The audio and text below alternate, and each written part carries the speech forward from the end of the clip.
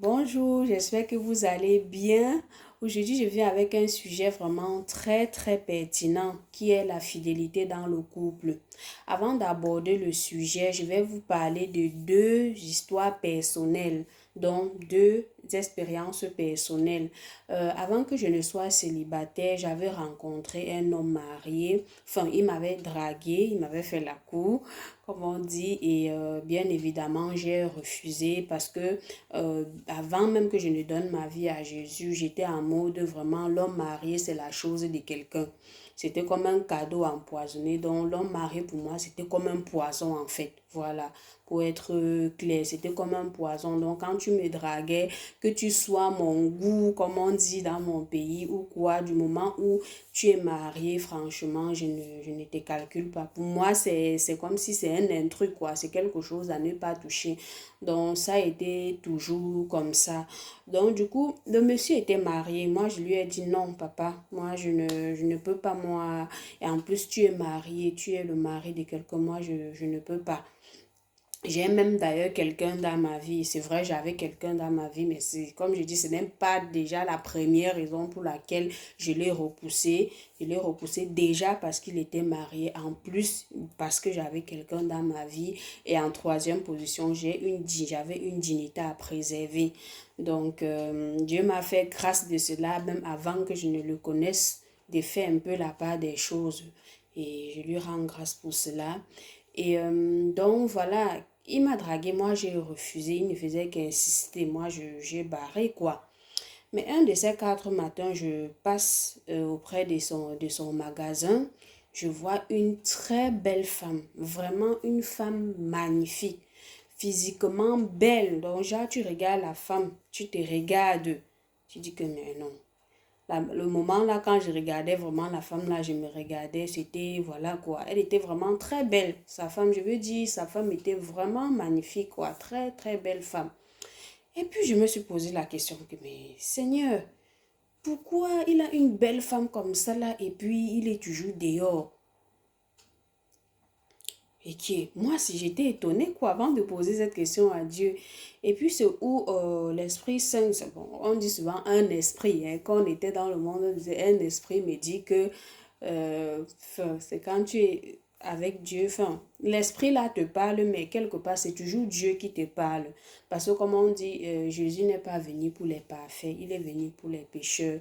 Donc, ça fait que même quand tu es dans le monde, le but de Dieu, c'est de te sauver. C'est pour ça que malgré, même quand tu es dans ton péché, il te pagne et de certaines choses, il te parle aussi. Même dans le monde, le Seigneur te parle.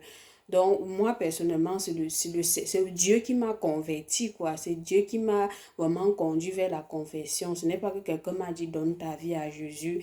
J'avais vraiment les choses, les pensées qui me disaient, il faut que tu changes parce que si tu ne changes pas, donc de ces trucs comme ça qui me bousculaient dans la tête. Bref, comme pour dire que quand je me suis posé cette question intérieurement, l'esprit m'a dit que tu crois que c'est la beauté qui fait quoi? Si l'homme est infidèle, ce n'est pas que sa femme est forcément laide.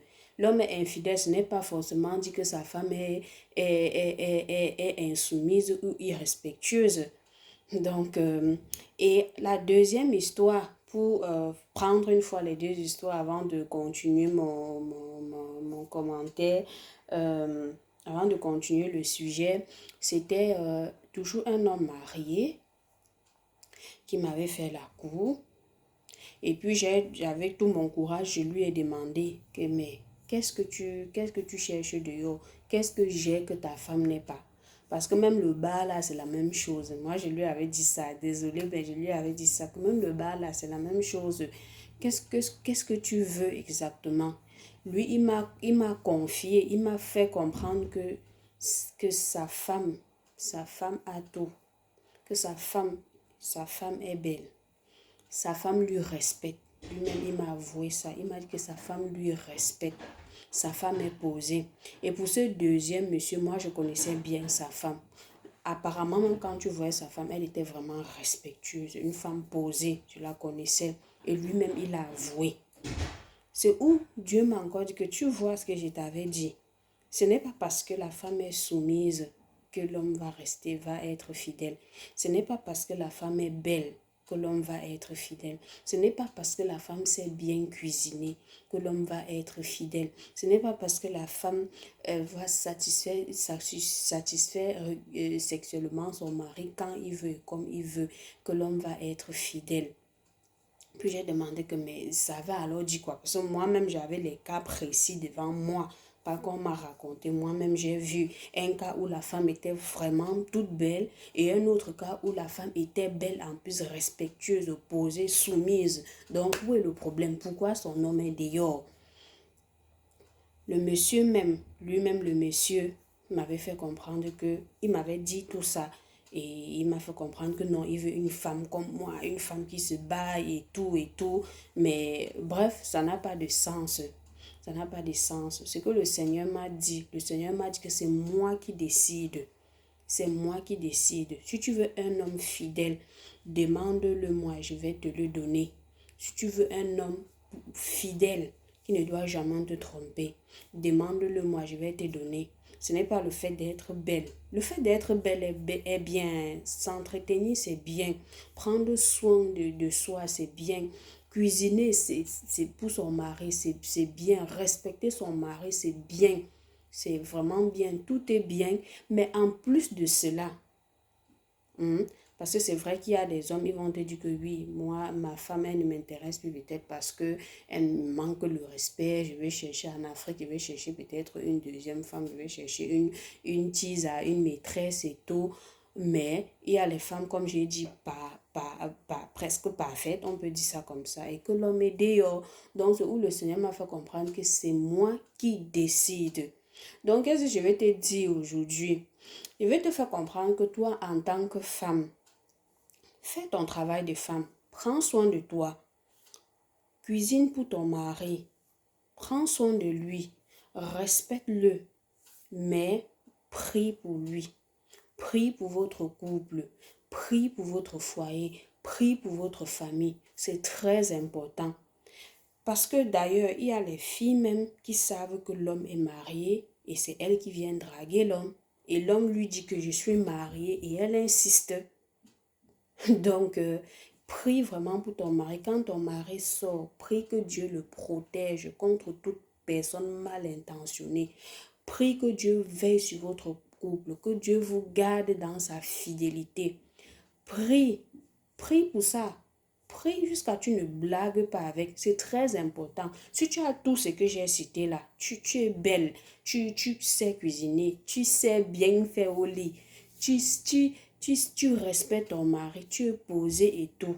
Mais si tu te dis que c'est grâce à ça que ton mari est fidèle, tu te trompes. Donc, si c'est ça qui fait ta force, si c'est ça le socle de ta foi, de ta confiance en ton mari, tu te trompes. Ça ne suffit pas. Confie-toi en l'Éternel. La Bible le dit. Confie-toi en l'Éternel. Quand tu te confies en l'Éternel, il va exaucer tes désirs, il va exaucer ta prière. Quand tu fais confiance en Dieu, il exauce ta prière. Tu lui dis que Seigneur, garde mon mari, protège mon mari, garde-nous dans ta fidélité. Montre-moi ce que moi je dois faire en tant que femme pour toujours plaire à mon mari.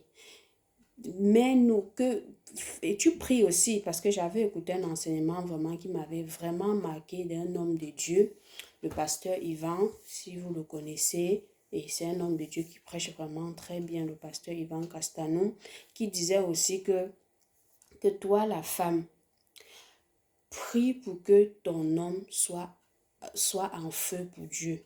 Prie pour que ton homme aime Dieu de tout son cœur, de tout son âme et de tout son esprit.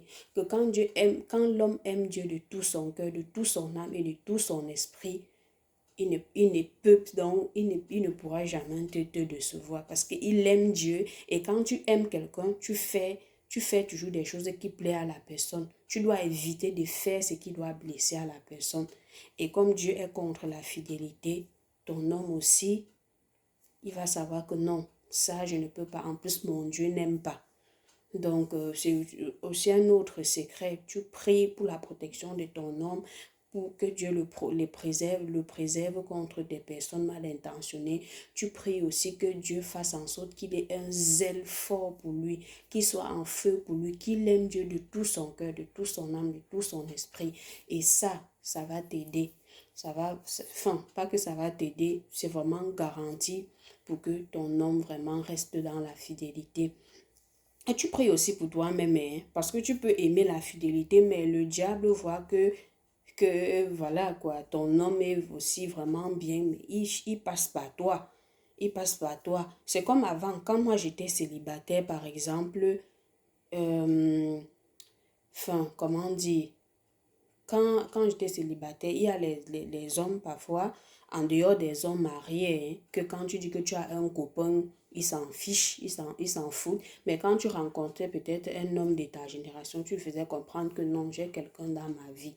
Le gars s'est retiré. Mais à ma grande surprise, les amis, depuis que je me suis mariée, un gars me drague, je lui dis que je me suis mariée, il insiste toujours. Donc les choses que avant c'était facile que les gens comprennent et on te laisse tranquille, maintenant ce n'est plus le cas. Qu'est-ce que tu fais? C'est à toi maintenant de dire que non.